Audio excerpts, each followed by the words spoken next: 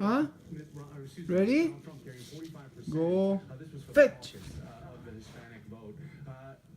Does that tell you, though, that his message about jobs and the economy, that resonates with folks here? Well, he's tried to pivot to talk about that, but people don't believe it. That's why you see all those taco trucks built Again? on a wall around his casino. Again, let me see. Hotel. He doesn't want to Okay. negotiate with unions, so that doesn't build jobs. He makes his ties in China. That's not making jobs Ready? here. So sometimes he Go spouts fetch. that nobody's really buying it. All right, Congresswoman, nice to see you. Thank you so much. Appreciate your time. Again? Welcome, Aaron. Thank you. Let me see. Appreciate Come on. everybody watching tonight. Also, as we head into this evening's debate, Trump maintains his claims that Ready? his election is actually Go rigged fetch. against him. But is that the best case to make in a state that actually went blue for Obama in both 2008 and 2012? Come on. There was a fly on my nose right there. Okay. Our coverage live from the U.S. Ready? This continues right after this. Go fetch.